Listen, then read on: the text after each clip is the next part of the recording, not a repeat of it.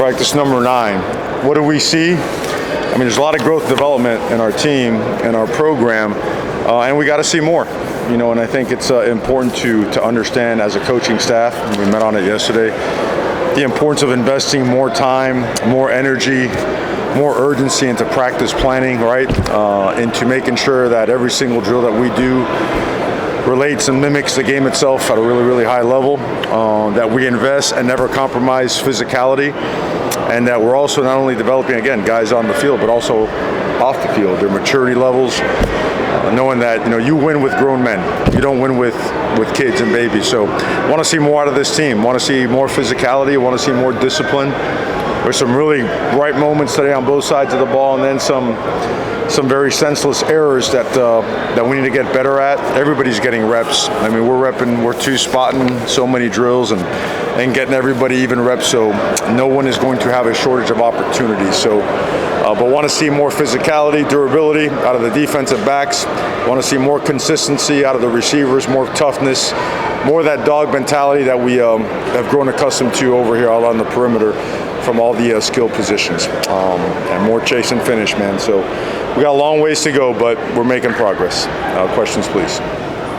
Mario, we're talking with Damione in a little bit. Just what would you say would be the biggest way that he helped impact the defensive tackle groups in this first year here? Well, I think we're getting better in terms of the simplicity of coming off the ball and striking. I think that, you know, never gets talked about, right, out in the media about the importance of playing with good pad level, getting your feet in the ground, coming out of your hips, getting hands on people, playing blocks, right? People like to spit out, make a play, and it's not about making a play. It's about making sure you do your job. And doing your job at defensive tackle is critical. In fact, you know, the progress of our defense was largely due to guys doing their jobs on a more consistent basis.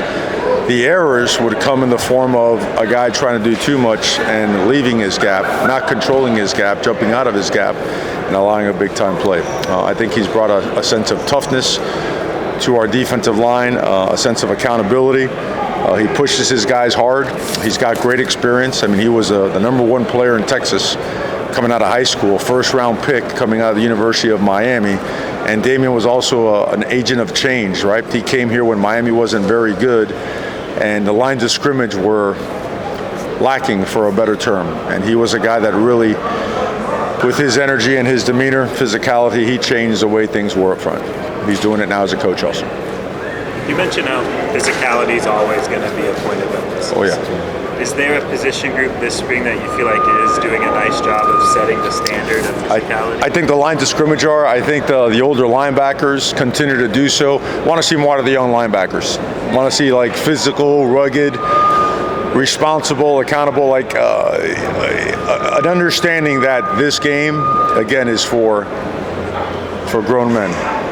You know, and I think that Mo Toure and Chase Smith do a great job developing those young guys. But we want to see more. We want to see more. That group that's running with them, they got to think of themselves as guys on the hunt trying to get a position instead of waiting for guys to graduate. So we're going to force it upon them.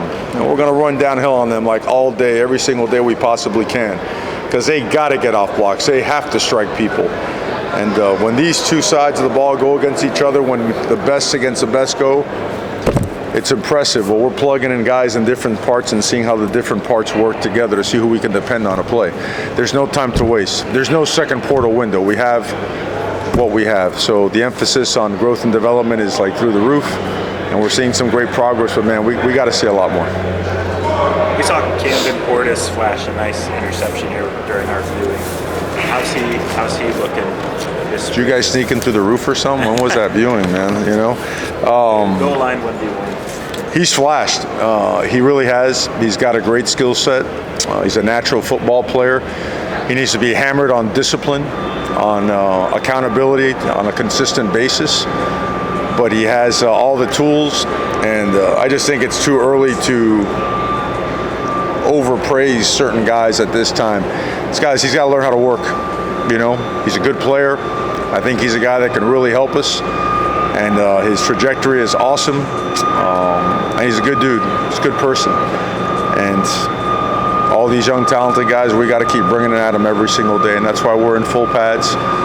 and we're doing it in a physical manner, but a very organized and detailed manner, so that we're not reckless. And I think he's growing and developing at a good level. A couple of the other freshmen, Sophomore and Wingo, receiver, and JJ Dunnigan in the DB group. A couple of guys who consistently are hearing their names as guys who maybe are looking the part early. Just what is it about both of their skill sets that may be able to help translate to potential early playing time, or just how they could fit into they show maturity. JJ Dunnigan shows maturity on and off the field in everything he does.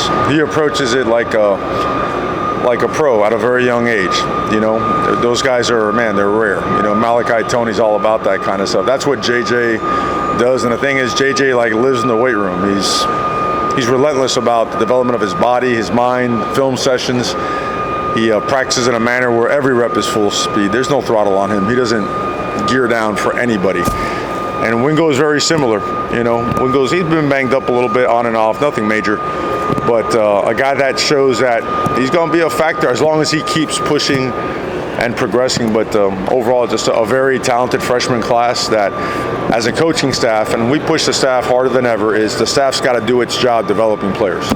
We've got to put these guys in adverse situations and challenge them and challenge ourselves. And it's fun. It really is. I mean, challenging yourself and challenging ourselves as a staff has been one of the most enjoyable times we've had here since we've been at Miami.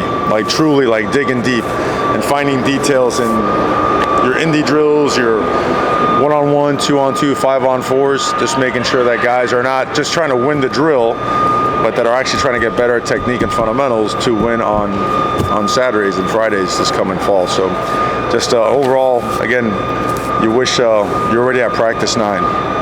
You know, it goes by like this.